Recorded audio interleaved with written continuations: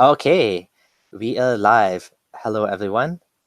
This is Abdullah Samir.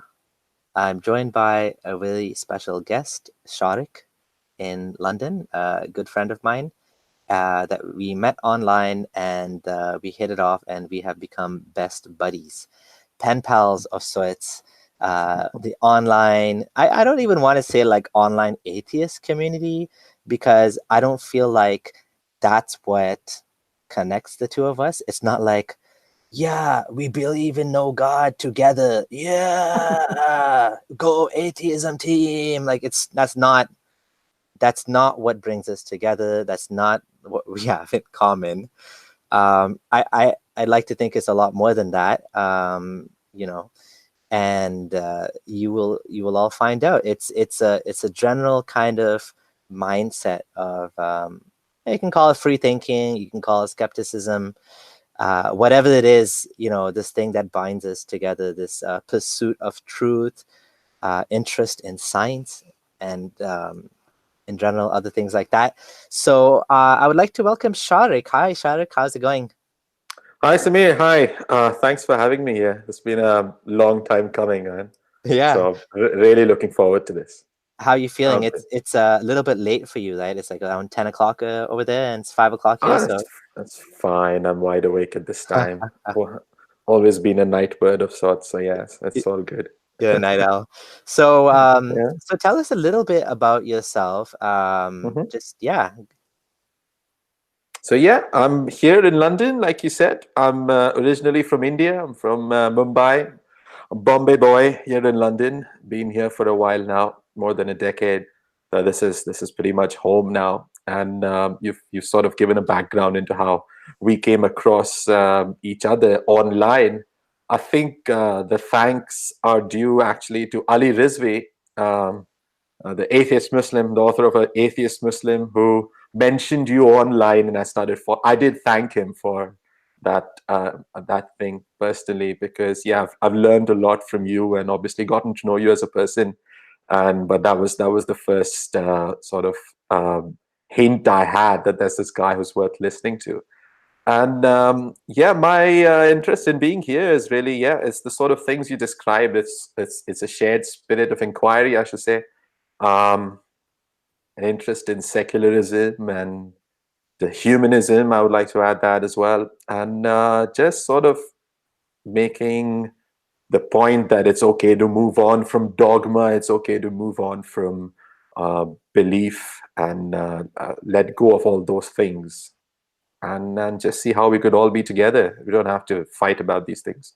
Nice, nice. Yeah. Now, how did you end up in this space of like skepticism? Like, were you obviously when you grew up, as a kid, Mhm. were your parents, did you pray? Did they make you pray at times? Or like how did you go from like growing up as a Muslim to where you are now? I think it's almost been a lifelong journey. I don't think there was sort of any aha moment this way or that. I think I grew up in a pretty liberal, moderate, liberal Muslim family. Culturally more Muslim than anything else. It was just always there, not really something that defined us. Um, and no, as a child, I wasn't really expected to pray. My parents did sort of explain the basics of religion, made sure I could read the Quran. Well, but you know what I mean by read, as in recite the Quran. So was Um, it was yeah. it mainly like you said, reading the Quran, eating halal meat, the cultural markers around Eid and namaz once Yes, in a the while? Eid and stuff, really. Halal, I think Muslims in India don't think too much about that because they just assume that everyone in the meat trade is Muslim anyway. So Yeah, I think that's true. it really actually just doesn't come up. And many people can be quite likely to be vegetarian. Even Muslims may be vegetarian most of the time, and they know their meat supplier who's Muslim. So it just, that thing doesn't come up so much as it does in the West. But yeah, in general, yeah, it was about Eid and festivals, family culture, sort of a North Indian. I grew up in Mumbai, but my roots are North Indian, so just sort of a broader North Indian culture. But mostly a very cosmopolitan upbringing. Other than that, um, as to how did I start getting towards skepticism? It's just because my dad's a scientist. I grew up surrounded by scientists, and Oh, nice.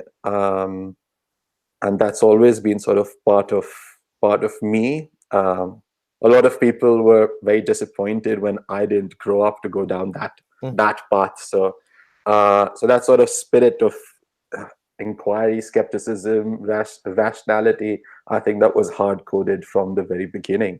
So Oh, I think nice. that's how I put it. But about Islam in particular, I think the first time ever that I really started to question things was as I was approaching my teens, if I remember correctly, or maybe even Hmm. my pre-teens, and I realized that, oh, music is supposed to be haram, and I was like, wait, hang on, where did that come from? This makes no sense.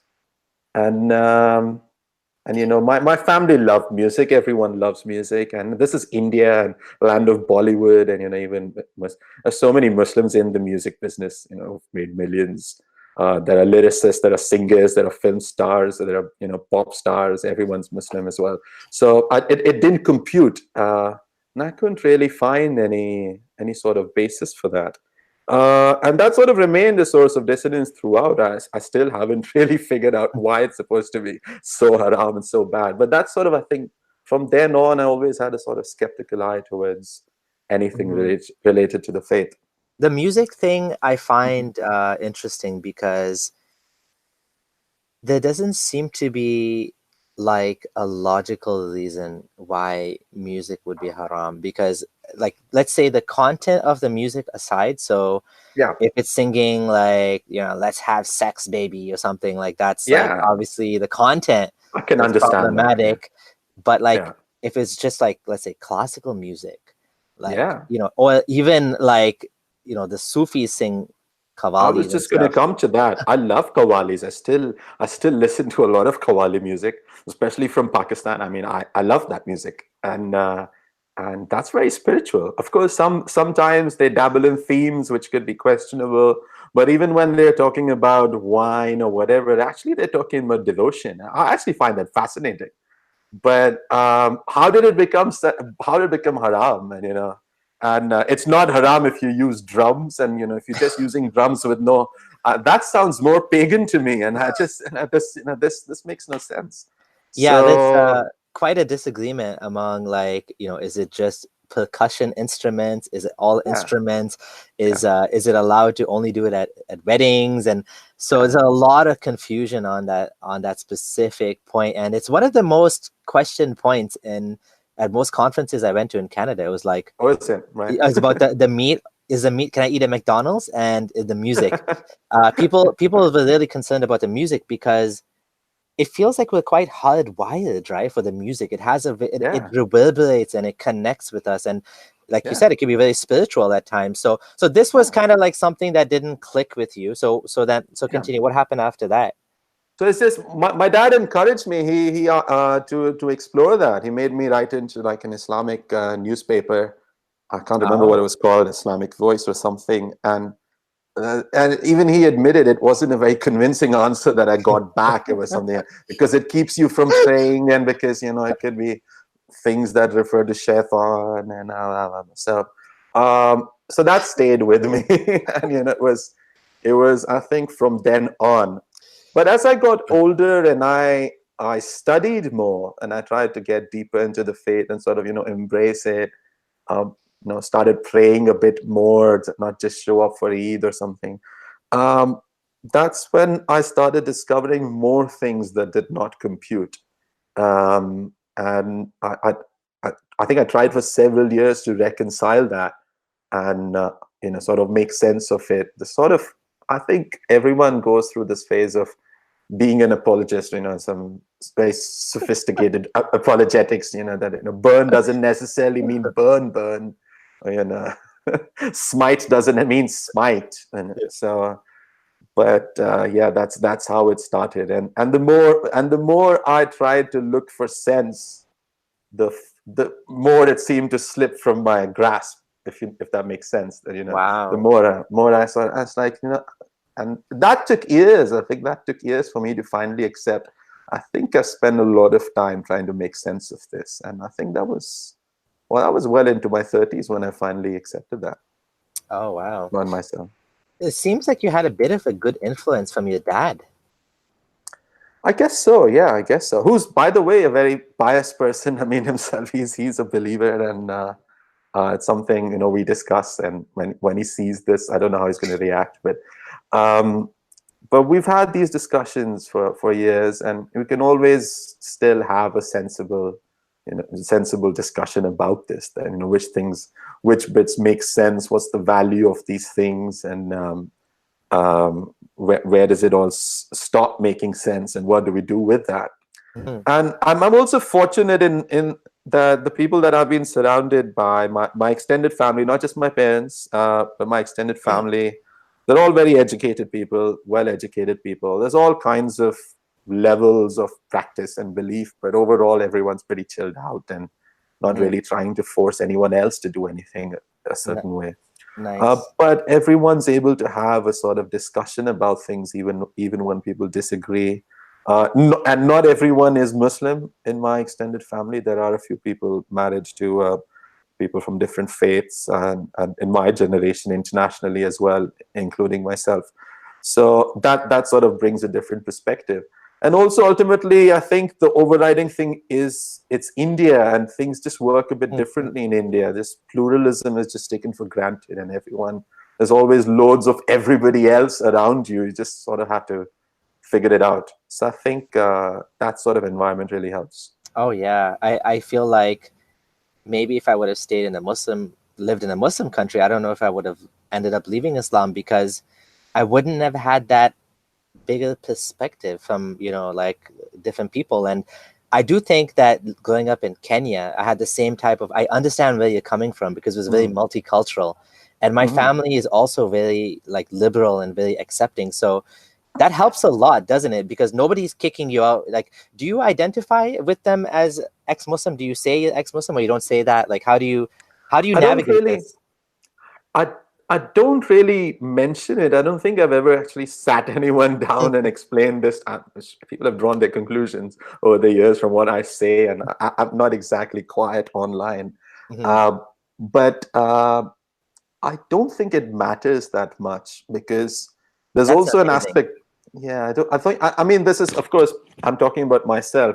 This is not necessarily everyone's experience. Hmm. Certainly, I don't mean to suggest that this is how it works for everyone in Oh, India. yeah. But it's. I think still in India, I think it's a bit easier, I would say, in many ways.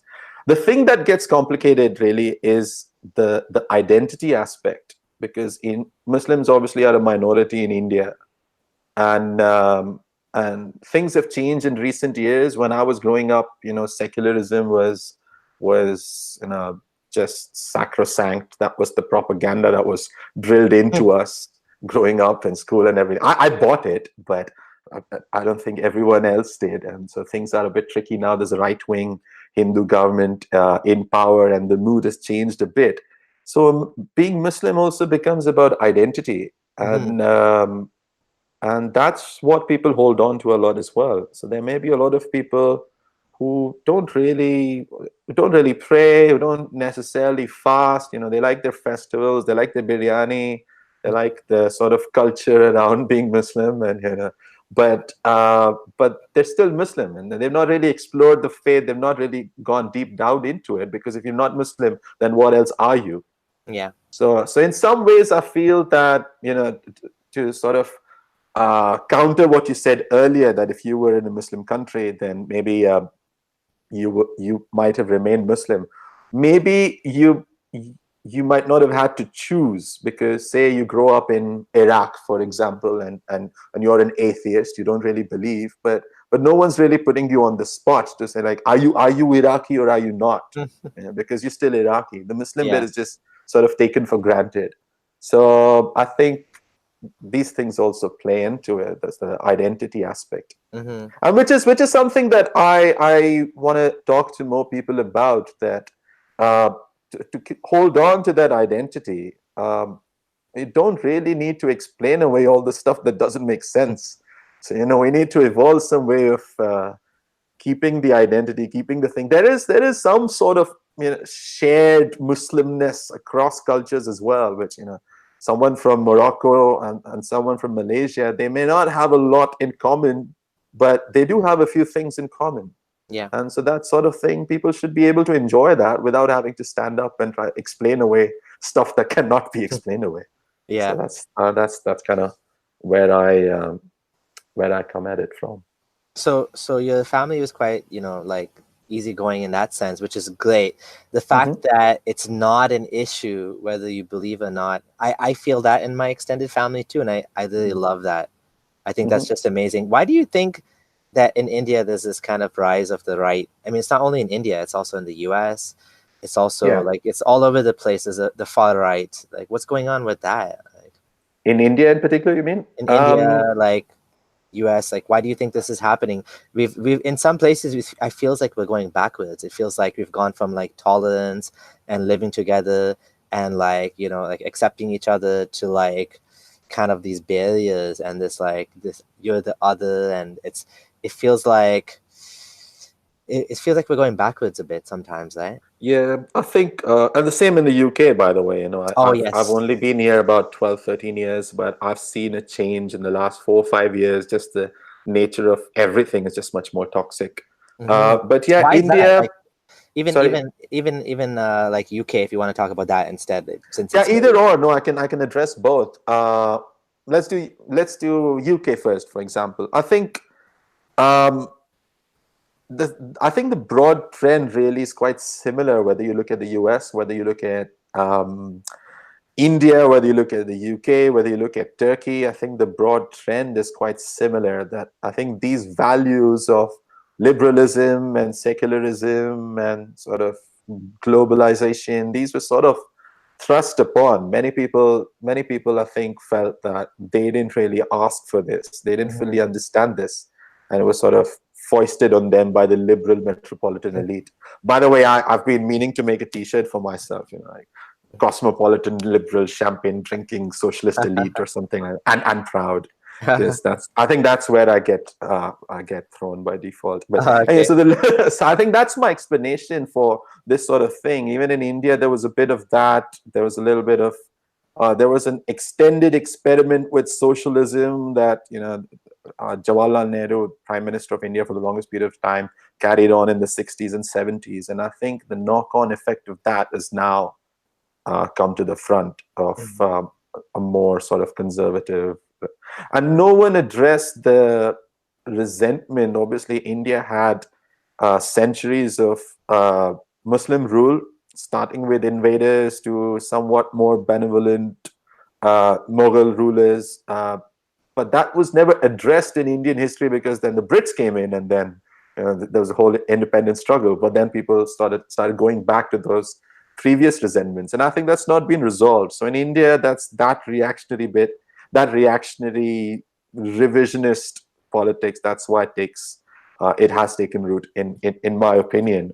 Um, and likewise in the UK, I think the more open borders, sort of more almost a nanny state. All those things just happened, and people didn't think that they were consulted.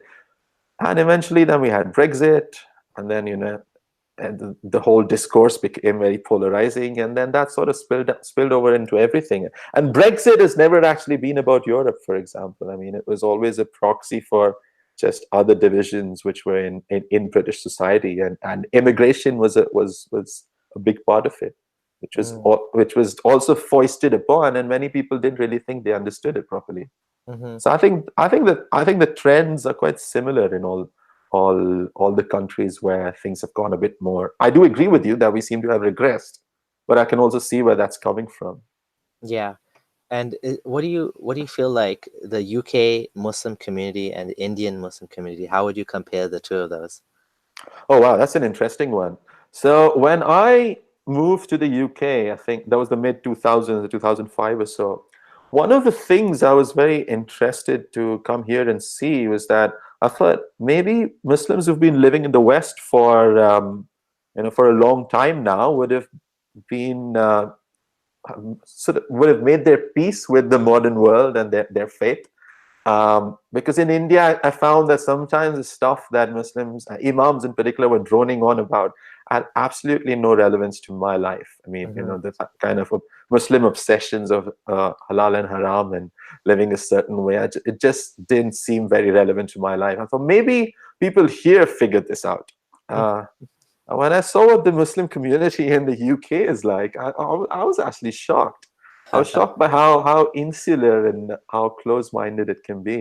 Oh And yeah. again, I can understand it because again in India, when you are Indian and you don't have to hold on to anything, you just carry on being whatever kind of Muslim you are, and Yeah. nobody's gonna put you on the spot and try to um, figure out exactly how Muslim you are. People just decide it for you.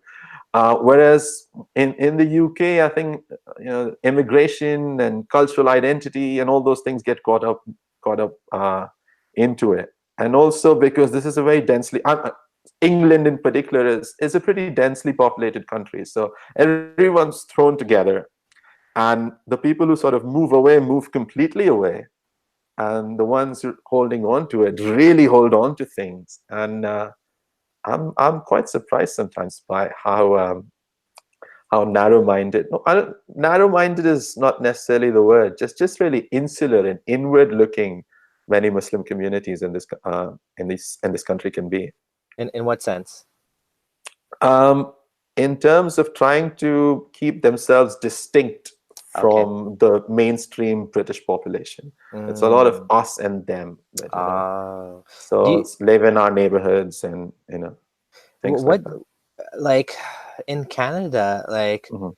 I haven't seen a lot of that. Like why is that happening over there? Like what's different? Like why are Muslim communities so insular in that sense? Is it because it's just like somebody and so you live in that same area and then somebody else comes in that same area and it ends up being all Muslim area, something like that? Or is it more like, I mean, you're that should more apply. If that was the case, then that should apply everywhere. The question is, why does it happen less in North America, and why Mhm. does it happen? I think there are a few reasons for that. One is North America, the US and Canada both are they are countries made up of immigrants by definition. Yeah. So, I mean, at least in theory, you can show up and you can become a US national, you become American, you become Canadian. There, of course, there's a racial dynamic to it, but you can become authentically American or authentically Canadian. Europe is different because these have been ethno-states for the greatest period of time. Okay. That's it's the UK is slightly different because the history of immigration is a bit much longer in the UK, and been a bit more fluid than say Germany or France. But I think that's one aspect. You don't show up, you don't become English. People are always gonna ask you, well, where you from, or where's your family from? This from happens a lot. The more polite people ask, "Where's your family from?" Yeah. But I know people who are the second generation, third generation, but they still get asked. They sound completely British. They don't have any connection to India or Pakistan or wherever, but they still get asked. They're still immigrants. So that not necessarily. I'm just saying there's a certain sections of the population get it. Certain sections Hmm. of the population try extremely hard to work around that, and sometimes they don't feel part of it. And a lot has changed. A lot has changed over the years. I think this country was very different in the 70s and 80s, which I didn't see. Maybe even in the early 90s, and there was a huge flood of immigration after that as well. And the 90s and 2000s and the noughties, they made quite some efforts to integrate people. But I think in some ways they almost went overboard as well, in my opinion, and Hmm. sort of a babying of immigrants, especially if Um, Muslims, anything immigrants do is great. So I have my views about that. We can discuss that in detail if you know. But so I think so. yeah, So talk about that. there was. Like expand on that. So I think there has been a sort of in the leftist liberal circles in the UK. I think there has been a trend of I think babying immigrants a bit, Hmm. especially Muslims. That uh, let's not force people to assimilate. Let people come. The cultures enrich us, which is fine. Mhm. But I think, for example, it's okay to expect people to speak English. It's really Mhm. okay to expect people to speak English in England, of all the places. And so sometimes when I go and I see public services, and there are Urdu? translations available in 15 different languages, and I'm like, that's, out of these 15 languages, I mean, 7 of them are from the subcontinent. I really think that's excessive. That's excessive. Yeah, I mean, India's a country with like what, 50 languages or something, right? There's so many of different. 50 would be just scratching the surface of official languages, I think. So, literally you can Urdu, Punjabi, Bengali, Gujarati, Hindi, of course, and then all the other languages: Arabic, Somali, Vietnamese, Polish, and a host of languages. So, I mean, yes, there's a point to be made that the first generation that comes in needs a bit more help. By the time you have the second generation, then they would have assimilated more. So if you take the broader that sort of stance, then that can over time filter through. But I don't know if that's been done with that sort of vision, whether anybody Mhm. followed that through. So I think that has contributed to more insular societies, more insular communities as well. This kind of accommodating attitude, it comes from a good place, right? Like the Yeah, of idea, course. Yeah. but do you think, like, I feel like there's a lot of concern now that like the question is, how tolerant should we be? Because, excuse me, like you said, it's good. I think, I think maybe this is something that we as a society, we need to come to terms with. Is it okay to expect people to speak English? I think that's very reasonable. Mhm. Another one would be like, another very controversial one would be hijab, niqab. Yeah. Going around with your face covered in public. I don't know. Like, I don't know if we should ban it, but Yeah. it I causes, do struggle with that one. yeah, it I, causes barriers, right, between yeah. people. And the other thing is, there's always going to be, there's also like, there's definitely some middle ground, I think, of like which we need to hit, because what do you do if someone is preaching something that might be considered hate, but it's part of the religion? Should Hmm. it be banned? I personally don't think we should ban it. I think we should counter it with better arguments. But you Always. know, Yeah. you have groups like Hizb ut-Tahrir who are like trying pro Khalifa, and they want to reestablish an Islamic State. They're not actually doing anything illegal per se, but they're also like, I feel like there has to be a counter to this, right? And sometimes if we don't speak up, people like me and yourself, and then what happens is you end up with the far right that's speaking up, but they're also like kind of demonizing large swaths of the population that Yep. may have nothing to do with that, with the problem Yeah. of extremism. Because like you said, many Muslims are very much cultural Muslims. Yep. They identify as Muslim, but not much else. Like, they wouldn't be interested in Sharia law. They Yeah. might even disagree with Sharia law. And so, Absolutely. there's definitely some sort of battle over the hearts and minds happening by these, Islamists. That's what they are, the Islamists, and secularists, right? So like it's so like what do you think about that? Like, this, the importance of secularism, and why is this like so important? I absolutely agree with you. And, I might have left faith behind, and I'm, happy to sit down and have that sort of discussion. Is there a God, and does this make sense? But I think more important than resolving that's I think, yes, that debate should continue. But I Mm-hmm. think more important than resolving that are actually secular values, because I think um, a secular democracy works for everyone, no matter what. It's the best protection for people of faith and people without faith, and every bit. That's the best umbrella, in my opinion, where everyone can sort of figure things out. But the rule there has to be that no one gets to dominate.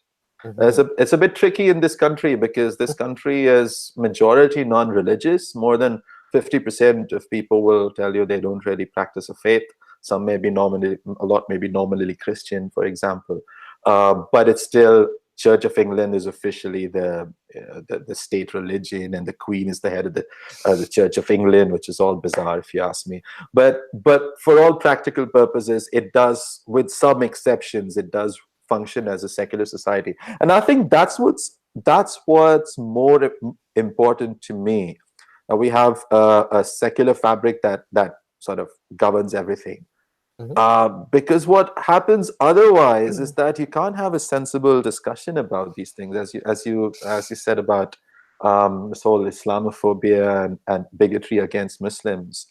Just if you don't mind, if I just touch upon very quickly how I feel about this Mm-hmm. Islamophobia, I think um, this word is just it just keeps cropping up every day in the press in the UK and everywhere these days.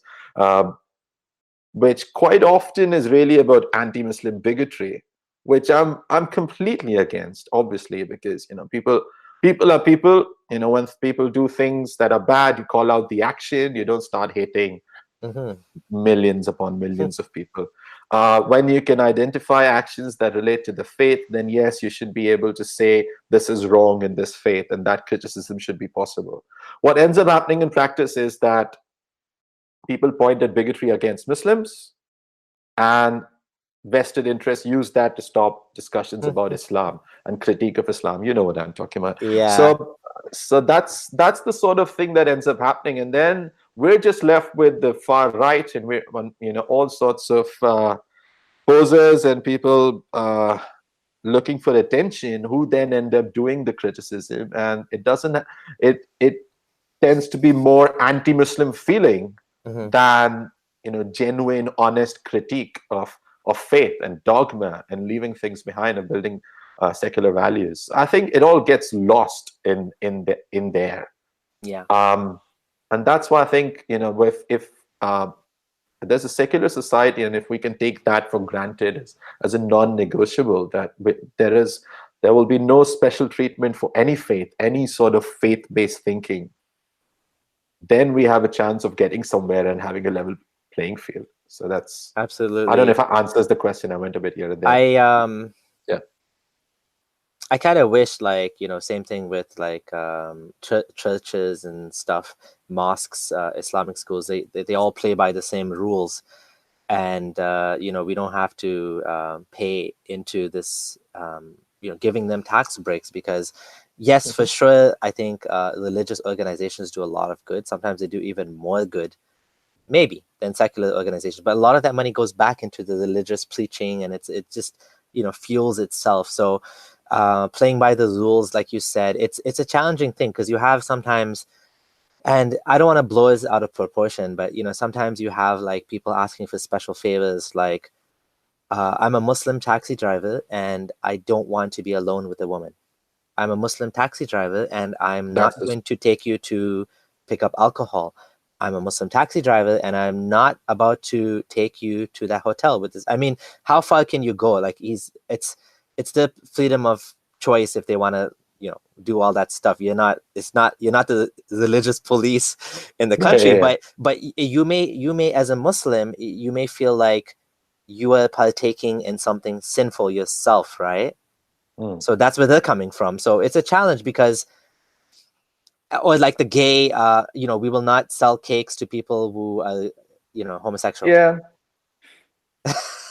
So these are like kind of like tricky examples of. Those are tricky examples, and I think we need to have a sensible way of drawing the line. Where what behaviors are acceptable. Now, if somebody says that, oh, I need to pray 5 times a day, and I'm an air traffic controller, but I need to be gone for these 5 times a day. I don't know if that should be a concession that's available to anyone at all for any reason. That sort Yeah. of concession.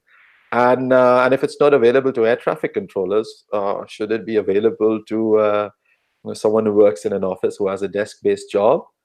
Mm-hmm. Possibly, but it shouldn't be taken as an automatic right that there's accommodation that needs to happen because it's faith, and because that must always be accommodated because it's more wholesome.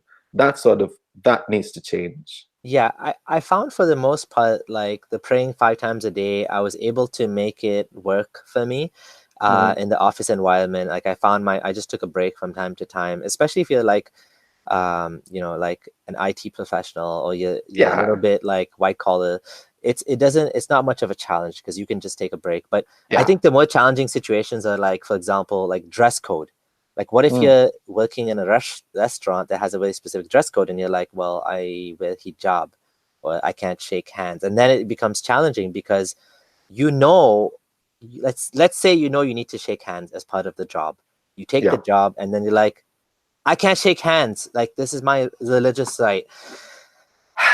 It's like, well, now what do we do with you? Those are the things I struggle with. I mean, no one put a gun to your head and said you must do this job. You know, everyone has you have a choice to not do that job. So I think those are the sort of accommodations that I don't have much support for. If someone wants to pray at work and, you know, they can work it out, people take smoking breaks, it's actually no different in that sense. Yeah. I see that brings me, I said smoking break, and that brings me to how I think religion should be treated in public life or in sort of common spaces. It should be treated exactly like smoking. Okay. Like, go. It should be treated exactly like smoking, in the sense that go do it outside quietly for 5 minutes, you know, with like-minded people. Don't do it in front of children. Right? Don't be surprised if people keep reminding you how bad it is for you. Expect to be heavily taxed, but do it as much as you like. Yeah. So if that's my take on someone's religion, asking, sorry, maybe I better clarify this. Do you also have a problem with Sikh policemen who wear turbans or Sikh chiefs with long beards? You go ahead. You go first. I will put my hand up and admit that I have a bit of a double standard there. And by the way, beards and policemen, I think it's perfectly legal in the UK. They do have some guidelines. It doesn't have to be for religious reasons. I see a lot of cops with beards. So I think it's just a British thing. But I don't think beards should be regulated in terms of for obvious reasons. By the way, I never had a beard when I had any sort of faith or belief left. Oh, this is a fairly recent phenomenon, FYI. But Sikhs and turbans as opposed to helmets, I don't think wearing turbans makes any sense whatsoever. And I think it's quite cruel. It's quite a cruel aspect of faith and especially in India where it gets really hot. I think it's really cruel that you can't cut your hair. Yeah. But I have a soft spot for Sikhs, and I've grown up around so many Sikhs and had some really good friends. I like their spirit service, and I don't actually know that much about the faith. I will admit that I do have a bit of a double standard. If I was consistent, I should be saying that accommodation should not be made for turbans. But then the places where you have these sort of accommodations made are usually in the armed forces.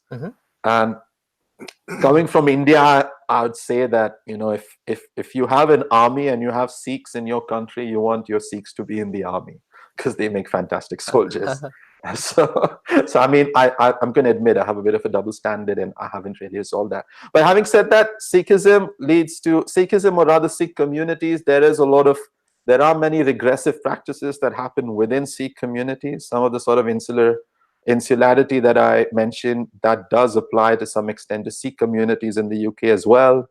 The sort of honor-based violence and forced marriages or arranged marriages with a lot of pressure and coercion. Those sort of things do happen within the Sikh community as well. So I would rather fight those things, and it should be okay to say that's not on. Turbans, okay, maybe we can work around turbans and things like that when it comes. Sartorial things, I'm sure, are easier to accommodate. But certain things are just not on.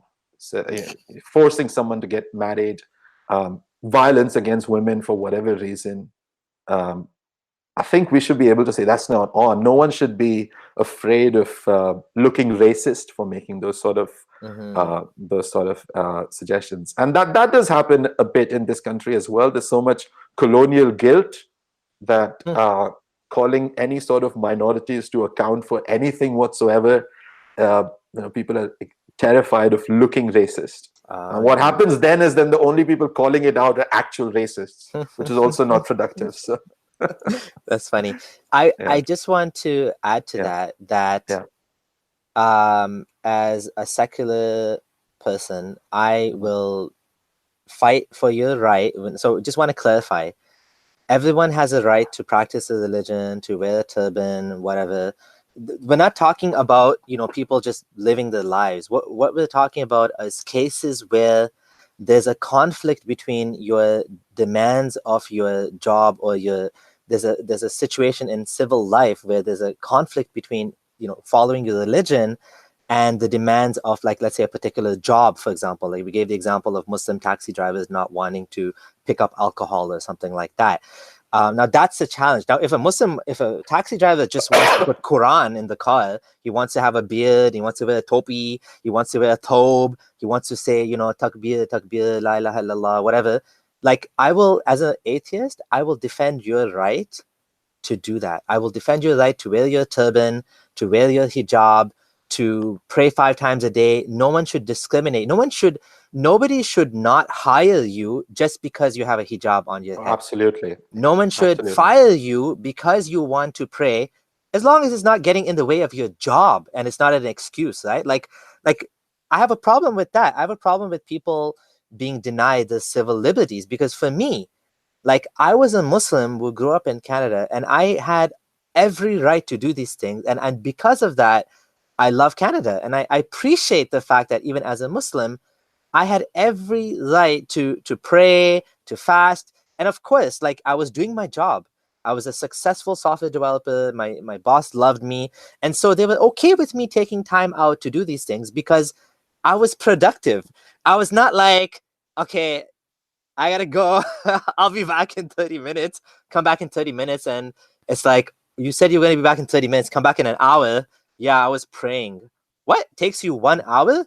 Yeah, and actually I'm like smoking or something, right? So that's not what we're not talking about that. We're talking about people that are taking advantage, people that are going to the extreme and using the laws of the government to take advantage and to so that's the situation we're talking about. We're not talking about just absolutely general. Absolutely, yeah. I think absolutely agree 100% with everything you said. And no, I think that's something that people do understand in this country. And there's people, the NHS, for example, is full of people from absolutely everywhere. Sorry, what is that? NHS? The NHS, the National Health Service, Okay. our healthcare, the socialized healthcare system. And I'm using that as an example, and I mean, people understand that there's people from everywhere. There's lots of hijabis who work in there, lots of believing Muslim men with long beards and with their topi and everything. But people are working really hard, and nobody questions that. So and I think that is the kind of society I want, that people should be able to have freedom of conscience and belief. I may argue with them about their belief and try to say, well, this makes no sense, but people should have that. That cannot be legislated. That cannot be legislated downwards and legislated from the top, I mean. But the point I was making was about certain practice, that we shouldn't go as far as accepting certain practices, which to any person of conscience in this century should be able to say, well, marrying underage girls should not be something we need to accept. FGM is something we don't need to accept. Now, does that come from religion or culture? We can have that sort of discussion. But just because there's a chance that it might be seen as an attack on faith, or we should not be having that discussion. Yeah. That's where I come and draw the line. Burqa and and niqab and stuff like that. Those are interesting debates to have, and there's pros and cons. But there are some things, I think, which we can agree is just completely non-negotiable. Yeah. But that discussion becomes easier to have when we can accept a society where there are many people who leave faith behind. So they're not driven by faith, and that's okay. So, it shouldn't be that, oh no, these people are not really Muslim, we shouldn't be listening to them. I'm talking about people like yourself and me. We don't need to listen to these guys because, they aren't really motivated. They don't know what they're talking about because they're not coming from a faith perspective. I think it needs to be much more normalized that, it is okay for anyone, Muslim or whoever, to be able to take a pure human values-based, humanist perspective of things and say, well, these are things that we cannot abide. And it doesn't matter what religion says, because these are human values which we should be able to take for granted. Yeah, absolutely. Before we get to next Yeah, thing, sure. someone's asking, Sure. do you ever run into Dawah guys in London? Surprisingly, no one's actually gone from me, and I don't know what it is. I used to. Maybe I just give off this vibe. I actually get more Jehovah's Witnesses who see me Okay. as a potential recruit. Maybe it's where I live now. There's a lot of Jehovah's Witness activity. I just politely say no and move on. Yeah. But I do see Dawah people. Maybe I also walk the other way. But somehow, especially since the beard, people maybe they think that I'm already in the. Might be preaching to He's the one of choir. us already, right? He's one of us, mashallah. So, there's no need to go there. I get a lot of that as a child, actually, in India. When I was one of the naughty Muslims who wasn't praying, and the Tablighi Jamaat guys used to love coming for me. And when I say coming for me, it's all very friendly. And Yeah. as a guy, I remember I was home alone when I was about 11 or 12, and someone knocked on the door, and he came and he said, "Can I talk to you, brother?" He said, I've returned from Australia to be an investment banker. Can I ask you some questions? And he asked me, "Do you think about death?" I said, "No, I don't think about death." And he said, "Why don't you think about death?" I said, "Because I'm 12. I don't think." So I used to get a lot of that in India for some reason. I don't seem to get that. I think also, possibly, I may be wrong. I think the Dawah crowd tries to work more in white areas. They're looking for more of the mainstream British population, and they tend to leave brown people alone. I think that would be my guess.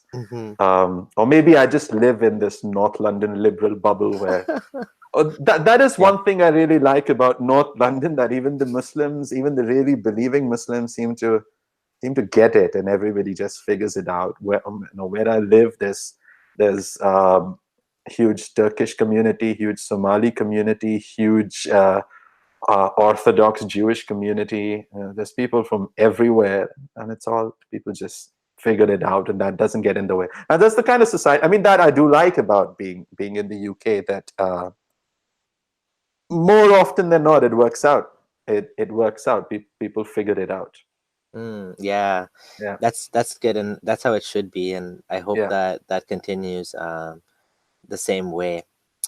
Now, tell me something. What do you think about the importance of humor? Importance of humor? Yeah. In what sense? In terms of faith and in these terms of discussions? like being able to take a joke. Just sometimes we make jokes about religious topics, and some people get offended. It's like you thou shalt not offend me, thou shalt not insult me, thou shalt not criticize my holy book. Like it's like it's sacred to me. And what do you think about all that? Like, I think humor is it's a very important part of my life, and I think it's extremely useful in these things, if you ask me, especially when it comes to dogma and taboos about discussing things where you just can't say that. Why not? What happens when I do say that? So on the one hand, it can keep things light and diffuse the tension, and I enjoy that. You've seen some of the sparring I do online. I think it's very useful because it causes a jolt to the really fervent believer of anything. I don't necessarily mean just Muslims. It applies to the alt-right in the US, or the right wing, the Hindutva crowd in India, for example. It sort of shakes people. Why is this so easy to mock? Why do these people keep making jokes about this all the time? And maybe I need to dig down and find some more ammunition for myself to defend my position. And I think that's when a lot of enlightenment can potentially take place, when people examine their own positions and realize, actually, there isn't anything to defend here. There's a chance I might be the one who's gone the wrong end of the stick here. So I find humor incredibly important like that. And sometimes you can make it's, of course, there's a certain degree of restraint and finesse that one should be able to apply to that. You don't whack people on the head and say, pedophile, Muhammad was a pedophile, you guys. So, but that's unproductive, if you ask me. But little bit of satire, a little bit of mockery. I think that goes a long way. I mean, I'm in the right place for it. This is the UK. I mean, and England in particular, no one ever says something straight on. Everyone's sort of taking the piss, if you're familiar with that phrase. Always, always joking around about everything, as everything's a bit of banter. And I think that's great. I think that's a great way to discuss religion, great way to discuss faith. But nobody should have special rights. That's where Muslims manage to keep a bit of a cocoon around themselves, and I'd like to see that change. Because Christians, for example, there are Christian fundamentalists in this country in a very English sort of way. They're more laid back than fundamentalists elsewhere, but they can take a joke. They can take a joke. No one's out in the streets complaining about it. They may get upset, they may not like it, but they don't care. It doesn't shake the foundation of their belief, their faith. And likewise, people of so many other faiths. I'd really like Muslims to be able to do that. Yeah, so, absolutely. I feel like things are changing a bit, and like people are becoming more tolerant in general across the board. I find even in Muslim communities. Like when I first started this, it was like I got so many death threats, but I don't know. I don't get them anymore. Maybe like one here and there. It doesn't mean that like everything's fine now. Do you miss them? No. Like no one loves me. No one wants to kill me anymore. It could be my particular approach as well. I'm trying my best not to piss off people. But that comes to another kind of interesting topic, which is breaking taboos. Like, mocking is one of the taboos, like mocking religion. And I try to be this polite person that's respectful and doesn't make fun. But sometimes I do make fun, right? And people get angry, right? And I try not to do it, but I always do it. I always end up doing it somehow. Like the funniest example, I don't know if I should mention his name. Anyways, there's a guy that like he's some anti-terrorism Muslim guy. He works with the government in Canada to de-radicalize Muslims and stuff. And this guy used to be in the army and this and that. Okay.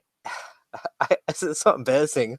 I made a post where I said, when I when I used to lose my keys, I used to say Bismillah and I would find him. Now I just say Yabba Dabba Doo and it works just as well. The guy got so mad at me, he blocked me. Oh, really? He's like an anti-jihadi. He has pictures with guns on his like Facebook. Oh, wow. He got mad over that. I was like, I think, I say that, on the internet, I could say something like, I love my mother, or, I feel hot when the sun's out, and then someone's likely to get offended by that. So I think you just can't. But I think there's this view that everything about Islam should be sacrosanct and should not be mocked, or else off with your head, because you're not Muslim anymore if you say that, and then off with your head. And I think what that ends up doing is it makes sure people don't have to challenge their own positions. And I think the people who react that way, I think what they're actually saying is, you're making me think about my beliefs, which I can't really explain, which at the back of my mind and in my heart of hearts, I know are without foundation or without basis. And people don't want to face up to that. And that's the reaction. That's why people react that way. Unfortunately, it's sort of coded into the faith to say that anyone who does this is so and so, Yeah. and needs to be gotten rid of. So that's why I want that to change. But yes, I think it's becoming just so, there's just so much now that you can't really play whack-a-mole with everybody who offends you, because it's just going to happen. It's the better way to do that is make your positions more unassailable, and if they're not, then question your positions if you I can't just defend them. Yeah, sorry, go ahead. I just want to say thank you to Jon Snow for 2,000 rubles. I guess that's a Russian currency. Wow, nice. He said, "Hey, how are you? It might be out of topic, guys, but why Quran seems so crumpled, especially in the end, as Muhammad ran out of booty and ink." I think he's making a joke. I'm not Or does sure. he mean, the verses just get, not the verses, the chapters just get shorter and shorter? They do I don't get, know. yeah. Well, they do get shorter and shorter, and I do have a video on the Sanaa manuscript, which talks about how they reused the palimpsest, the paper or the parchment was reused multiple times. Instead of burning it like Uthman wanted, they used it multiple times, and then we managed, using ultraviolet light, we managed to see the old version. But thank you for your donation, John.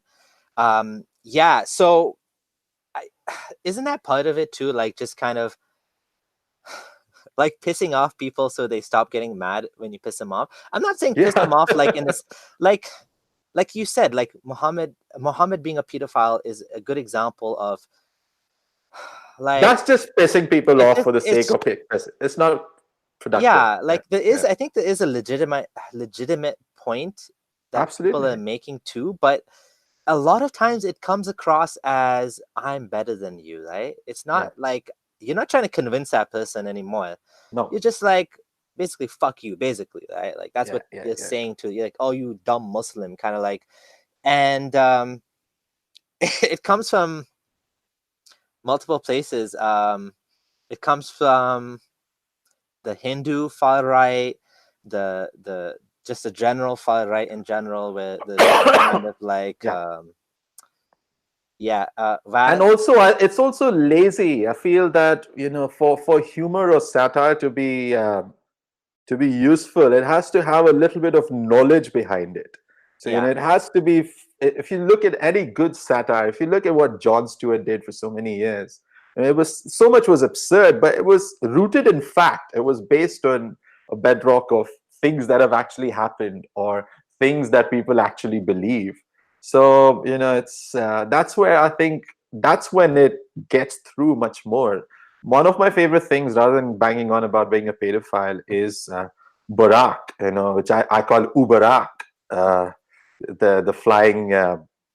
For those who don't know, the flying winged donkey or horse-like creature that Muhammad is supposed to have ascended to the seventh heaven. And because it opens up, and if you make it more specific, and then people get, oh no, it wasn't a donkey, it was actually a winged horse, and then we can say, well, yeah, that's much better.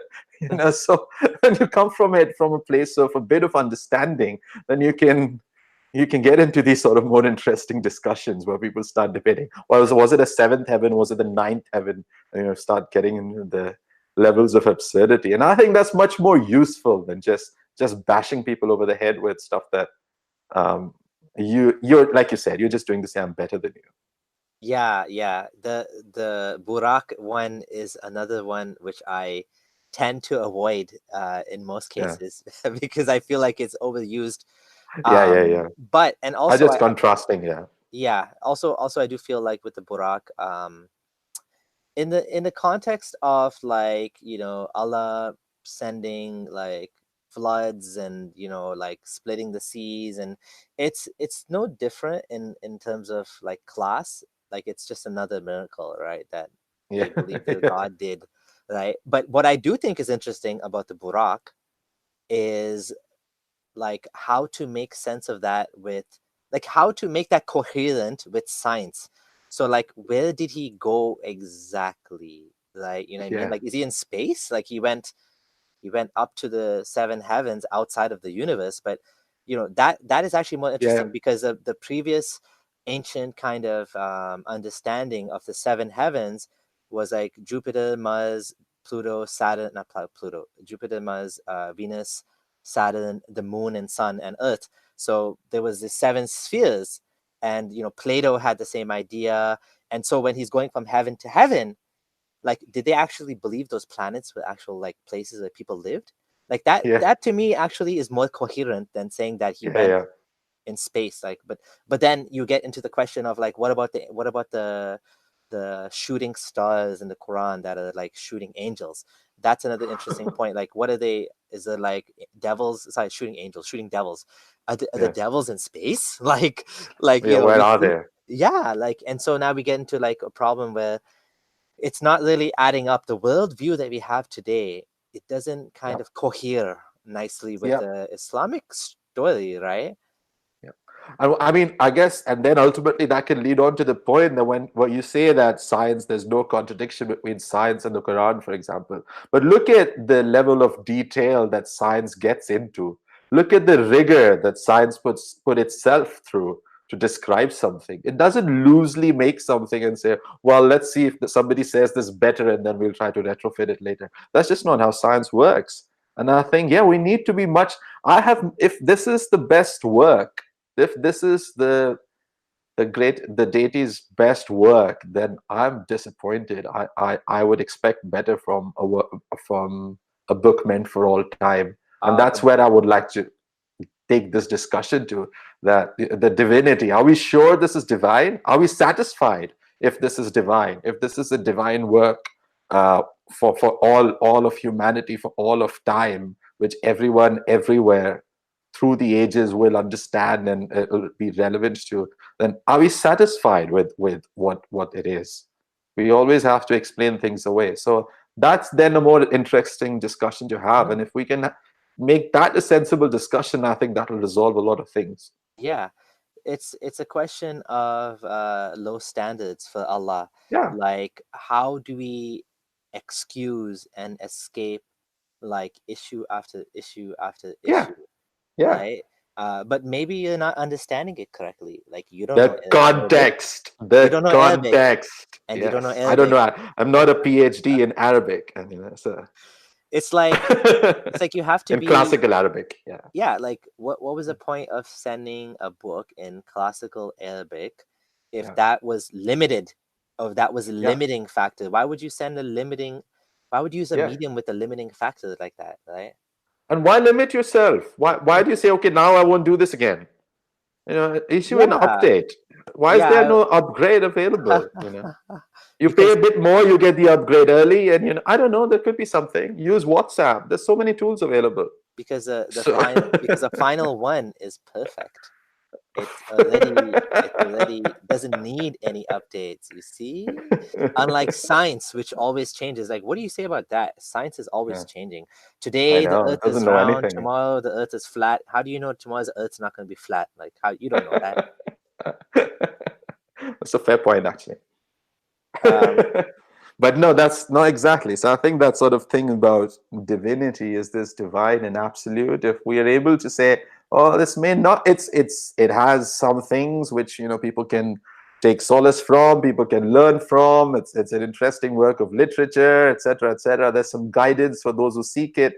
Is it perfect? Is it necessarily divine? If we're able to say maybe not, if we're able to say that, just by my saying this now, there must be people who are upset by the very notion that I'm even making the suggestion that it's not divine, it's not necessarily divine.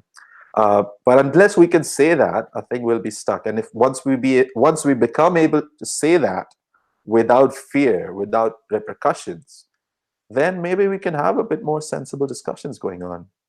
Or maybe there's yeah, some things we can discard because we don't have to then explain, is it beating with a toothbrush or whatever. So we don't have to get into that stupid thing and say, okay, this was not divine. Get it out. yeah. Just get it out. End of discussion. So we should be able to say that. Just Okay. got Yeah. another donation. Just want to say Yeah. thank you as well to PCMO, saying this is a thank you donation to Abdullah Samir. How do we get religious people to take climate change seriously? They might think it's a good thing, the end times.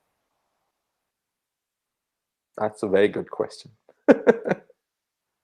That's a very good It's question. honestly astounding for me to meet people that don't hate climate change, like that don't believe in climate change, or that think that like climate change is not, it's like we have nothing to do with climate change. It's just nope. We've just like, like made 80% of we've made 80% of the species extinct, including, in Australia, all of the large marsupials, and yet, a lot of the fish are now gone forever. The coral reefs are all dead, but human beings have nothing to do with this. Some people want to think this. It's astounding. It's to me, it's mind-boggling that anyone can believe such a thing. Like, yes, of course, there's going to be climate change is going to be out of control to some level, but there's so much we're doing wrong that we can do better, right? I agree. To that question in particular, though, I'm not sure myself what influence religion directly has on people denying climate change. I'd like to believe that there are believers who are the religious right in America is a very special case, and that's where it's most dangerous, I think. But I'd like to believe that even believers and religious people see the effects of climate change and fight it, and they don't see it against the religion. They don't think this is God's plan, and Judgment Day is another day closer. I'd like to think that's not the case, but I think the bigger issue here is believing things without evidence, or believing things despite evidence to the contrary. And now that's where I start to have problems with religion, because that's where it comes from. Or it may not come from there, it might be a human tendency, but religion upholds that. Religion says it's okay to really strongly believe stuff despite evidence, not just without having evidence, but despite evidence. You can hold on to beliefs.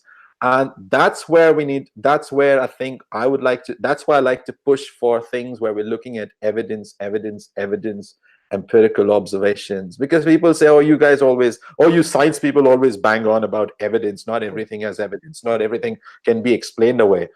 Maybe, but when you have two opposing things, I don't know how to choose between the two of them, other than just strength of belief. Otherwise, it just becomes about how strongly I feel about this, and whose strength of feeling overrides somebody else's strength of feeling. How does that work?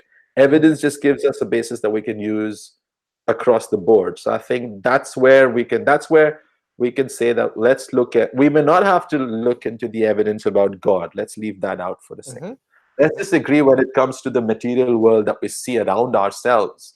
Let's at least accept that that's where we do look at evidence. And that's maybe we can have a sensible discussion about climate change there. Yeah, I Anyway, think you made a very good point about taking things without evidence, the importance of skepticism. Yeah. I do believe that there are they're probably a minority, but there are crazy people who do want the day of judgment or the end I'm of sure. times or the Armageddon to come. Unfortunately, a lot of these religious right are happy that there's instability in the Middle East, and you have a bit of the same kind of far right in Islam, like ISIS, that they also want the day of judgment to come. But not they want Dajjal to come, and like they're trying to implement the actual prophecies of Muhammad, where they said, from this place, Khorasan in Syria, this will happen. And so they're trying to do that. Like they're trying to be there and wait for and obviously bring on the end of times. But obviously it didn't happen. Like these guys were waiting for the Mahdi to come. No Mahdi. Ain't no Mahdi coming. And you know what? Like, you don't know whether to feel sorry for these people or like laugh at them, because like Day of Judgment is not coming. Like I always have mixed feelings about stuff like that. Like I don't know how to I don't know how to react when people I don't feel sorry for the ones who did inflict death and suffering on other people. I do feel a bit sorry for those who went there expecting some sort of utopia. Yeah. And then they realize, oh no, this is really hard. There's no Wi-Fi. There's no cappuccinos. And I need to go back. And I said, sorry, dude. I mean, should have thought about that earlier. How's the Mahdi stuff working out for you? But as a consequence, because of all this ISIS stuff, as a sort of random aside, I started looking into this eschatology about the end of times and the Mahdi and the Dajjal and the second coming of Jesus, which is a surprisingly big part of Islamic eschatology. I hadn't realized that, maybe according to certain traditions. Yeah. But the thing is, I didn't have to take it seriously. I don't have to understand. I can just look at it as literature, as mythology, and say, that's interesting that people believe this.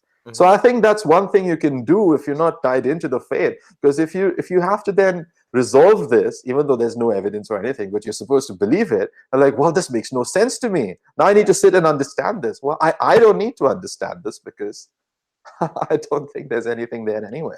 Yeah. But you can enjoy it much more if enjoy is the right word. I was gonna say, just add one more thing, that there is unfortunately vested interests that do try to sabotage the world. Like, let's say climate change is an example. Yeah.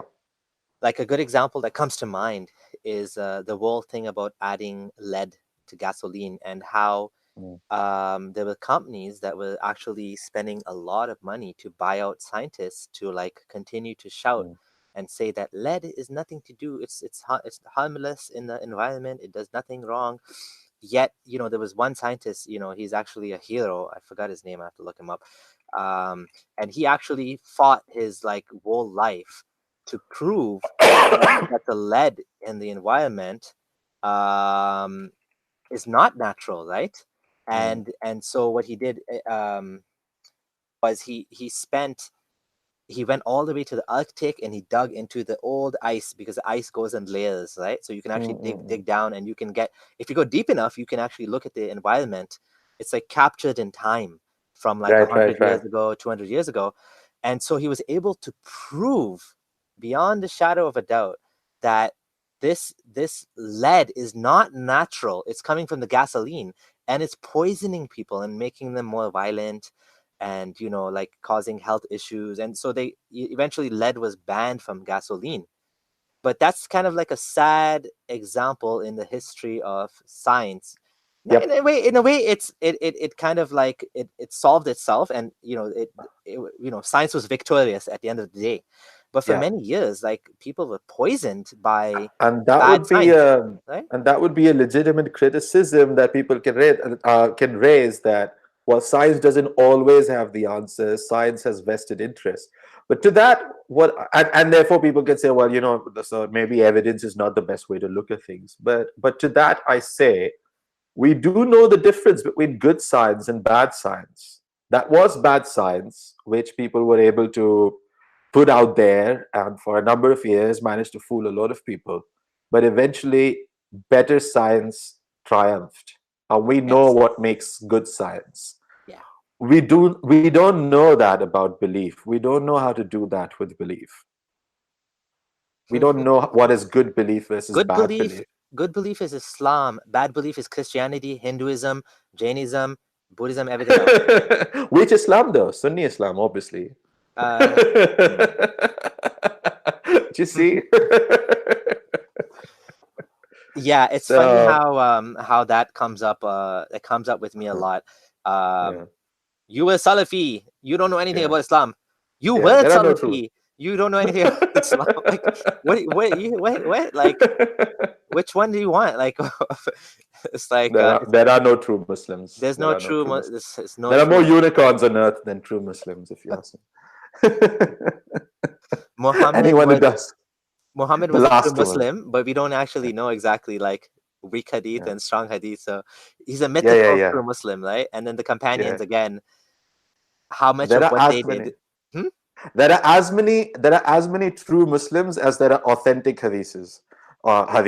Because, you know, the moment you challenge a hadith, oh no, that's a weak one. Oh no, that one.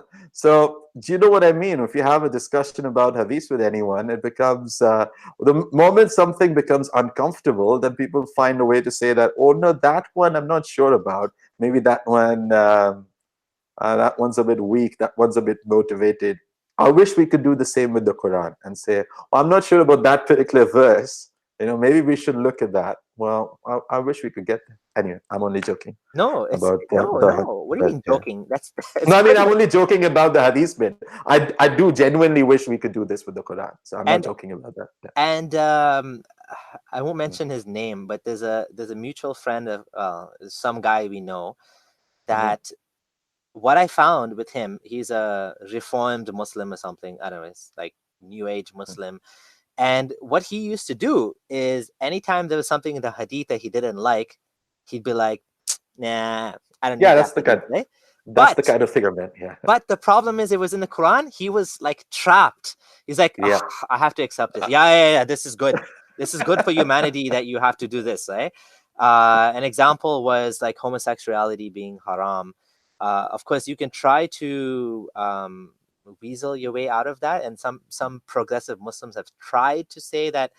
homosexuality is not forbidden in the Quran, and I have to admit, lesbianism is not forbidden in the Quran. It's like it's not Yep.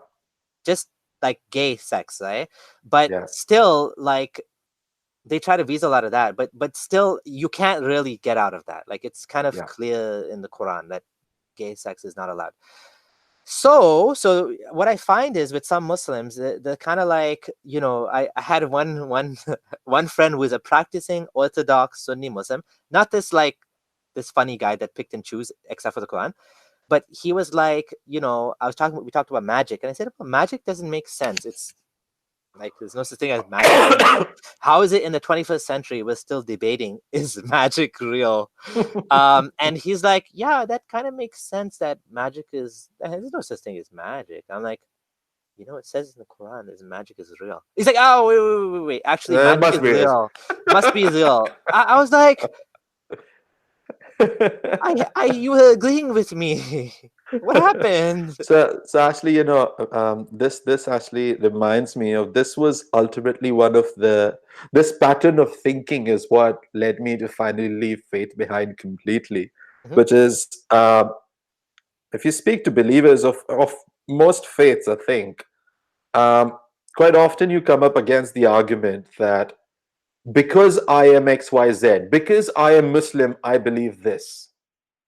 And when I heard this, or when I said these sort of statements aloud to myself, I said, well, what's true has got to be true. Mm. What's true should not care what you are. It shouldn't matter. And this is my problem with identity politics as well. We will say, as a left-wing person, I believe. Well, it shouldn't matter where you put yourself on the spectrum. What is this true or not? Things are either true or they aren't, and it shouldn't matter what sort of label you apply to yourself. And once people can have that sort of honest discussion with themselves, that, or would I believe this if I wasn't a Muslim? Would I believe this if I wasn't a Christian or a Sikh or a Hindu or whatever? Would it suddenly stop being true? Then chances are it's not true. You can't It's have Schrodinger statements for everything. it's a good point, and it's difficult for us humans to kind of look outside of an immediate perspective, and we do that a lot. Like we have different like expectations for others and for ourselves. So like that's why I find street epistemology or the Mhm. Socratic method is very helpful, because you ask questions to the person you're Mm. speaking to, and you say, okay, what do you believe? I believe in the Quran is the word of God, because I'm Muslim. Okay, let's say I'm Hindu and I came to you and I said, somebody's telling me that Christianity is true and somebody's telling me Islam is true. How do you know which one's true? And then they have to think about it. Like, oh, the Quran is true because it's from Allah.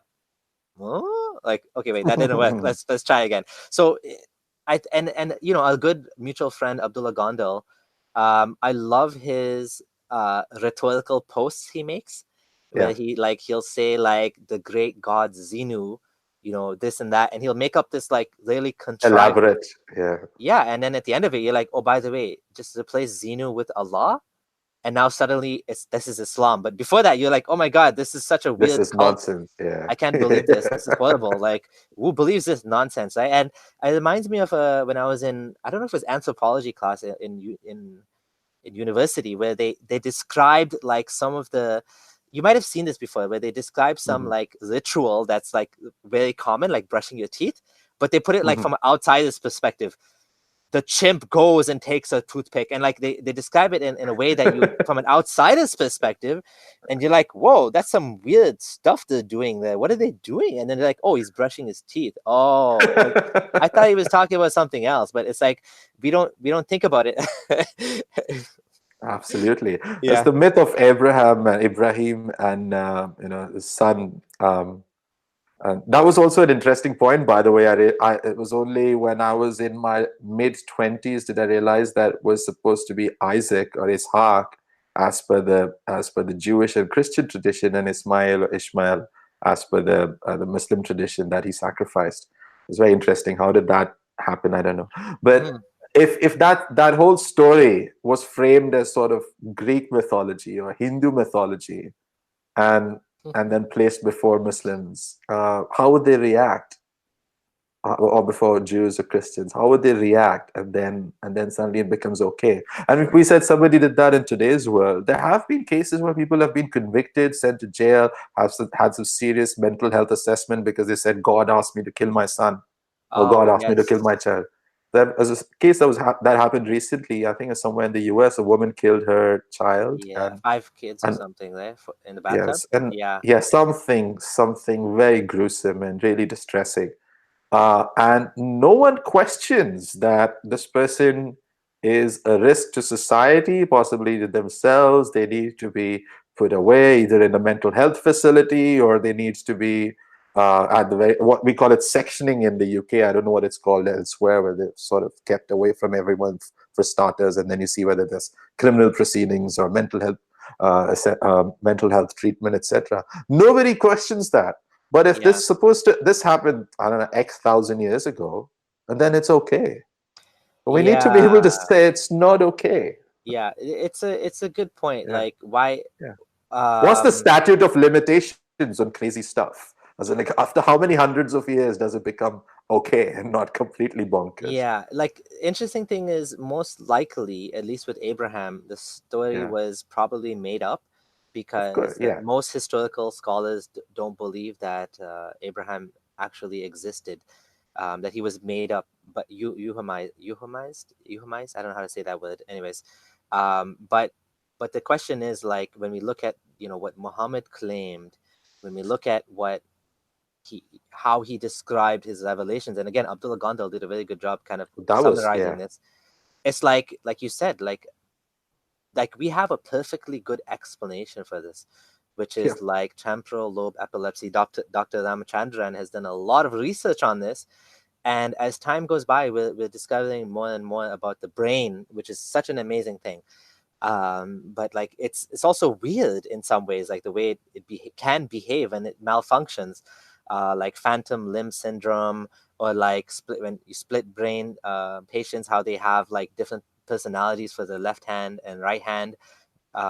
So it actually can behave very strangely, and science is kind of helping us slowly get to the bottom of how these things work. But yeah, we do have like actually very good explanations for how Muhammad may have got revelation. And people may ask, how is it that he convinced 1.8 billion people? I had someone ask me that, and he didn't convince 1.8 billion people. He set up a system that didn't allow attrition. So if you left it, you could be killed. And two, it was a viral system that like it spreads itself, right? Like you have to do Dawah and you get this reward. And so the system was made to grow, and jihad, of course, is a big part of Islamic expansionism, Islamic imperialism. So that's why Islam is growing, and say Judaism never really grew to the same amount, because it's not evangelical. Exactly. Just I hate to do this because it kind of takes away from what we're doing. But somebody asked, do you know about the young boys waiting for you in heaven? Turns out Arabs were fond of young boys back then. The thing is, I've heard people use this as an argument against Islam. Or sometimes even like progressive Muslims will say, well, yeah, women get young, like boys in Jannah or something. But like as a Muslim, I never once heard those descriptions of the young boys like serving you as like a sexual thing. Like I've never ever, as a Muslim, even once ever in 15 years, heard of that in a sexual manner, neither for women nor for men. Yeah, me Like, neither. it's, to be honest, to me it feels like protection. I'm not a scholar of ancient Arabia that I'd be able to, even from like, it'd be interesting to look at the academics on this. But I'm saying, Yeah, as a believing Muslim, nobody believes this. Nobody yeah. believes there's any sort of homosexual sex in heaven. Like, not with little Maybe, boys, not with grown men. yeah, I don't know. Maybe it's a very specific, it's specific to some particular region. I have no idea. I have never come across that myself. Yeah. So Anyway, so that I was don't that know. question. Yeah, yeah. And sorry. So yeah, getting back to the main topic we were saying about. Did you want to add anything to what I asked? No, it was some. I wanted to add actually something slightly different, which somebody asked me, and a friend of mine was an atheist, but a very well-read guy from a Christian background, Orthodox Christian background, but an atheist himself. He asked me, why is the Muslim heaven so sensual and so hedonistic? Why did Allah not make all that okay in this life? And when you're in heaven, then you can have more self-actualization thing, like hang out with Abraham and Moses and like really understand the nature of things, because then you have all the time in the world to discuss all that. That's it's a very fair question. Yeah. Well, that's an interesting Isn't that a higher plane of existence that should be associated with the higher plane of existence? Why is heaven described in such earthly terms with the shade of palm trees and yeah, and why is it so male dominated, yeah, right? Like, that's a challenge for many Muslim women. How yeah. is it that men get all of these things, and what do women get, right? Like what does Yeah. a woman get in paradise? And isn't there a hadith as well about Muhammad having said that I went to heaven and there weren't many women there, or I went to hell and most of the inhabitants were women? I think there's a Yeah, hadith to there's a that effect. hadith in Sahih Bukhari or Muslim. It's a strong hadith, considered a strong hadith, that Yeah, most of the inhabitants of hell are women. are women. Yeah, again, So how like, do people reconcile this? As in, as a Muslim, I reconcile this by saying, or by, I was taught that, like, this is like an encouragement for women not to be bad to their husbands, and also to, like, give in charity. I don't know. This doesn't sound very convincing, does it?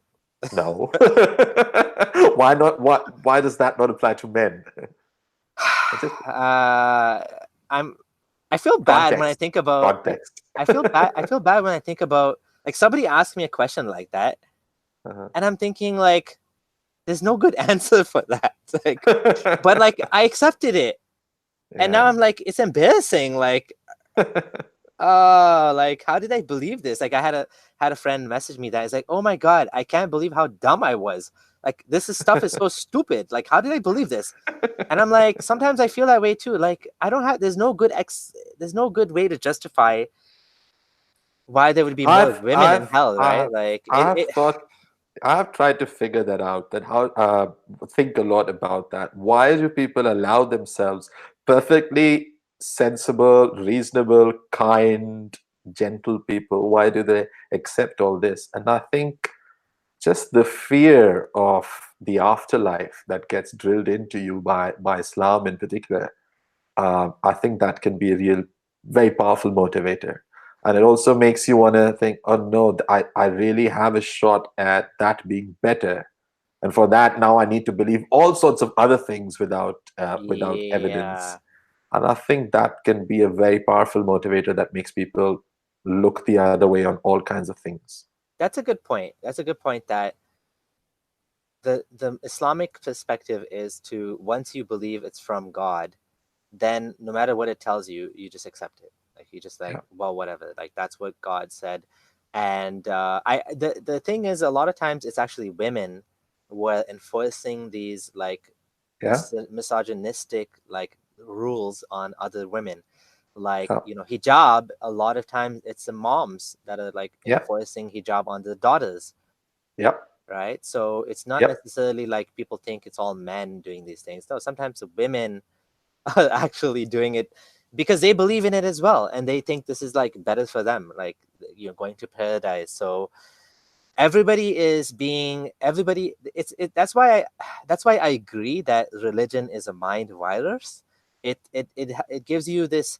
It poisons your thinking, and it spreads itself. It Further. replicates. Yeah. Yeah, it replicates itself, and then you're basically like making excuses for things that don't make any sense, right? It's just like how do most women end up in hell? Again, that makes no sense. Now, I'm really happy to say that even though the Sahih Hadith have almost like a dogmatic status in the minds of most Muslims, that's changing, and Mm. people are actually now like going back, because like honestly speaking, this was built up over 1400 years, meaning like the scholars over the hundreds of years have actually canonized these hadith and all this stuff, and it's become almost like infallible, like Bukhari now. But like, who made it infallible in the first place, right? Like, somebody needs to go back in the Muslim community and go back. I don't know if it's too late to find out now, because obviously there's been so many years of like allowing like false and weak hadith that it's I think difficult also. to put the genie back in the bottle now. No, I think one thing that influenced all this is that most people had never read any hadith, as far as I know, because they weren't really that accessible. Quran everybody might have in their house, but Yeah. who has volumes of hadith? When I started looking them up 20 years ago, it was the Council for Muslim Jewish Relations. It was the University of South Carolina, I think. They Yeah. had a huge online collection of hadith. And I used to just sit and read the hadith. I was like, wow, there's some really crazy stuff here. But Yeah. most people have never done that. And most like your common or garden Muslim, sitting at home doesn't do that. But now you have Quranex.com, which I would like to mention to anyone with any sort of interest in the Quran or Hadith.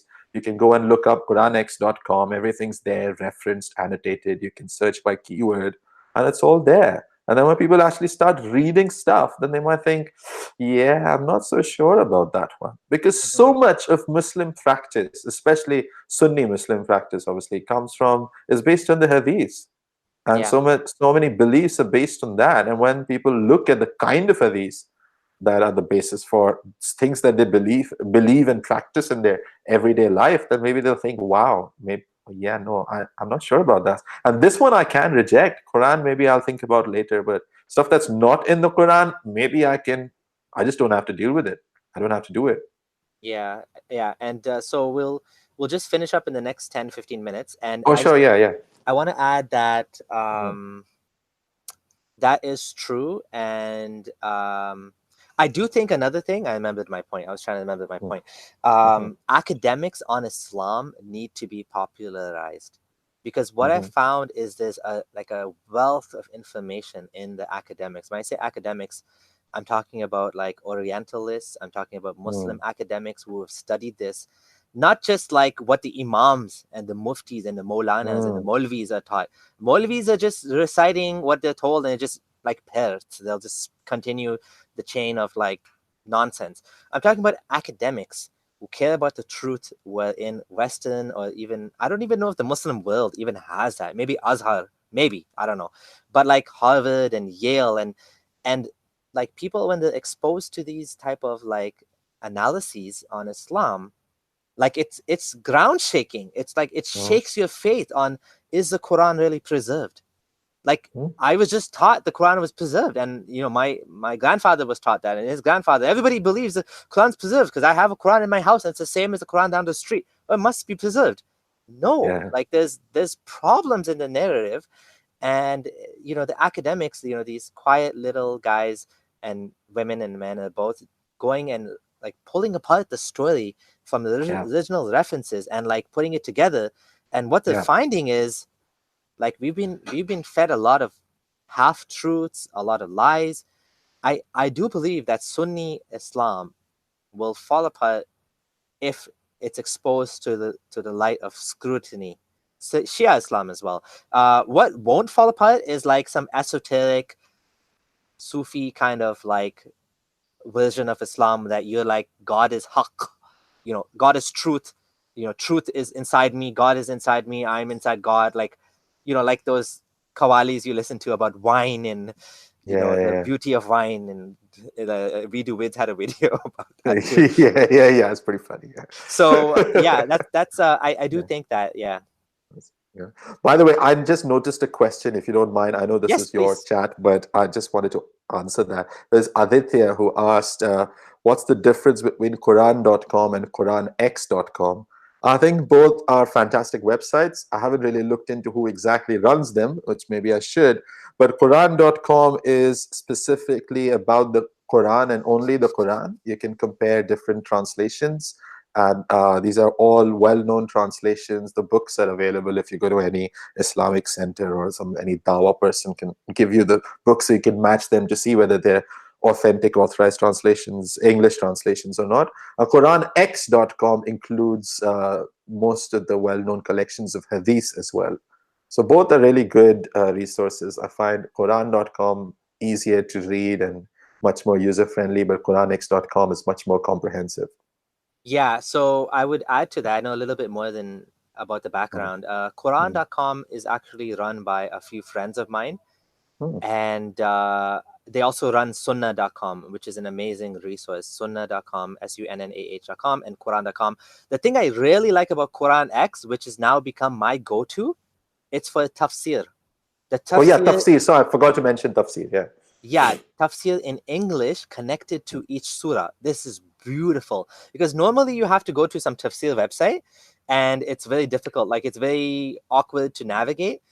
Maybe you should explain what tafsir is, as in, Tafsir for is those who don't know. exegesis, the scholars' writings on the Quran. Now, again, if you say, well, the tafsir says this, Mr. Muslim, the tafsir says this and this is wrong, they'll say, no, the tafsir is not what the Quran says. It's someone's opinion. It's a man-made opinion. But you'd be like, but the tafsir, they study this for their lifetime. The scholars of the language, they understand Arabic. They have, like, you know, they know this stuff and they spent their whole lives. No, tafsir is wrong. Hashtag not true Muslim.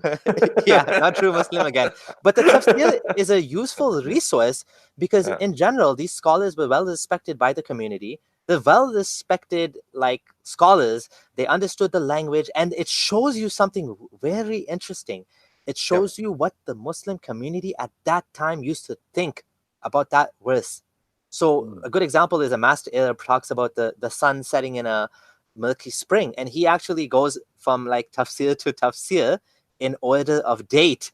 And you see how when the science catches up, boom, suddenly the sun is no longer going to muddy pool. It looks like it's going behind the water, but it changes when the science changes. But it's amazing. It's so amazing. So of course, I agree that we cannot say that what the Quran says is what the tafsir says is necessarily what Allah meant, but it's a helpful resource to understand, like a straightforward interpretation of it based on experts. So if the experts got it wrong, like, what are we gonna do, right? Quickly, someone asked a question. Are we gonna see a major wave of apostasy in our lifetime? We are seeing this. Like Shariq, myself, like all of us, we are the apostasy wave. Right? Like Murad, we had Murad on the channel some time ago. It'd be nice to get all of us at once. And a few other friends that we have that we've been talking to privately. Shariq, do you know a lot of ex-Muslims, like, that didn't come out? Do you know any, like? Not that. So for me, I know a few. Like 99% are in the closet. Yeah. Like, seriously, like 99. I don't know if it's 99 or 95 or 90, but like everybody I know is in the closet, except for you and me and a few people that came on the channel and stuff. But it's changing. Things are changing. Islam is being reformed as well by certain individuals. Actually, they don't want to say it's being reformed because reform is a 4-letter word in the Muslim community, bid'ah. But Islam is being reformed because people are now saying things like Hamza Yusuf says we shouldn't do hudud anymore, like chopping off the hand or killing apostates, or like that stuff doesn't apply anymore. And how does it not apply? Because the goals of Sharia are to preserve life, preserve lineage, whatever. So in order to keep those goals, which is the bigger goals, we're going to throw out the rulings. Now, of course, Hizb ut-Tahrir and Islamists will be like, Astaghfirullah, kafir, Hamza Yusuf is kafir. How dare he say we don't do hudud? They want to be chopping off hands. They're like happy to chop off hands and stone adulterers. To them, Islam is as like their Islam is pathetic. It's just stupidity Islam. Sorry, they're not gonna like me saying that. That's what it is. It's shallow, short-sighted bullshit Islam. That's what Islamism is. The Islam that I want to see is like Hamza Yusuf and like Mufti Abu Layth, reformed, I have a lot of inspired. time for these guys, actually. Those two in particular, I have a lot of time for them. I like listening to them. Abu Yeah. Layth is just, it's like, I'm like, this is cool, man. This guy's cool. I can listen to him. And Hamza Yusuf is just very relaxing to listen to. I may not agree with half the stuff, but they're coming from a decent place. And I would rather have someone like that trying to find people their way in a modern society than someone being dogmatic about being an atheist, if that makes sense. You know, like somebody Yeah. who's trying to take everybody together, then somebody is like, ah. We had So, I've had my own terrible experiences with like cultish atheists. oh yes, I know. But I'm very much against and you too, we are against cultish atheists because Yeah, it's not about being in a group. Like we humans yeah, are so tribal. Like if some absolutely. woman wants to embrace Islam, by all means, or some man wants to become Muslim, by all means, I don't think it's good for you, but I respect you. And I'm not gonna like bash you for like Yeah, that's what atheists do a lot. Like it just becomes like another toxic religion where it's like yeah. a cult where, oh, you can't leave my cult of atheism. Like they There can't. are some like that, unfortunately. There are quite a few like that. And now that we've said this, now that you and I have said this, now suddenly we're both going to be Pakistanis or something like that. It happens all the time. You say something like this, or say, don't kill all Muslims. There's no need to kill every single Muslim. Or you're a Pakistani. That's what I get all the time. I'm like, I'm just tired of being called a Pakistani all the time. Not that there's nothing automatically wrong with being Pakistani. You're like, guys, do your research. Um, so yeah. So Mhm. someone's asking, when am I debating Muhammad Hijab?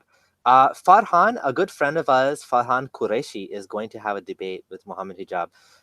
Farhan Qureshi is an ex-Muslim. He's a Hindu. He's a perennialist. He's a spiritual guy. And I very much like him. He's a very good friend of both of us.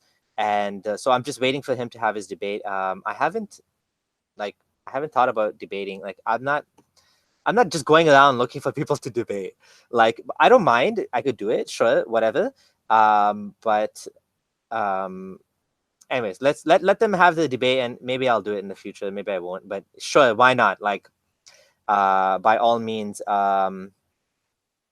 Yeah, someone's asking what we mean by cultish atheists. I just mean like by cultish atheists, I just mean like atheists would turn atheism into a religion in the sense that they don't respect people's choices. Like a good example is somebody that leaves Islam, becomes Muslim again, and they're like, oh, he wasn't a true atheist. Like, where have I heard this before? Oh, he didn't become atheist for the right reasons. Well, maybe, That's but when, yeah. how do you know? Like, how do you know? Did you talk to this person? No, I just know, like, because no true atheist would ever leave atheism. What? Like, it's like I've gone from one religion to another. There Right? are people like that, And unfortunately. Thankfully, I don't think most people, but yeah. yeah, and like a good example is people that like they have to put you in a box. Either you're atheist or you're believer or you're like agnostic is some people say agnostic is atheist without balls.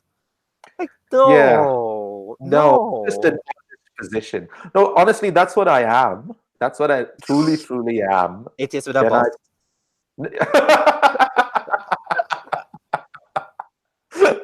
now, you'd have to take that without evidence because I'm not really going to present any evidence. But no, I do have the balls. What I mean is agnostic. I think that's an honest position.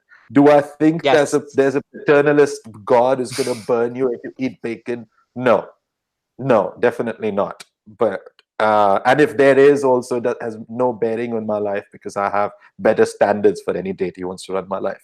But could there be some creator? Sure. but it's Yeah. just it's honest, and that's why we shouldn't be getting too caught up in these labels and tribes, and are you a true atheist, are you a true non-believer? That sort of stuff really upsets me, which is why secularism is much more important to me than Yes. these tags that people Yes. need to have. And someone I respect really much, Sam Harris, he doesn't even use he said, I don't even use that term atheist. Like it's there, like it's there Neither do I. somewhere. Neither do I. I mean, if someone asks me, "Are you an atheist?" Yeah, sure. But I mean, I can't remember who came up with that. That's like saying my favorite sport is not playing golf. I think it was Ali Rizvi who came up with that one. I can't remember who it was. Well, that's a great analogy. I don't go around telling people what I don't do. I don't believe in alchemy. So it's a technical point. What's more important is the things that I do hold important, which is secular values, humanist Yes. values, and so that's Yes. why if you ask me, I'd say secular humanist Absolutely. And first. Yeah, I I used to have all this on my Twitter and Facebook as well. Atheist, agnostic, secular humanist. I'm just like, yeah. I just removed it all. Does it I'm like, matter? Yeah, does it whatever. matter? Yeah, I I'm don't Abdullah think it Samir. matters. I'm ex Yeah, admin and founder of Light Upon Light and Verse by Verse Quran. yeah, That's it. My blog is abdullahsamir.com. You can look me up. I had like more rarely I get a lot of Muslims telling me change your name, which is like so silly. Like I that's the know. most important thing in your life. You're gonna tell me change my name? Like what you want? It's like they don't realize like how ridiculous that is. That's like saying, and one guy told me, oh, you should put atheist on your Twitter.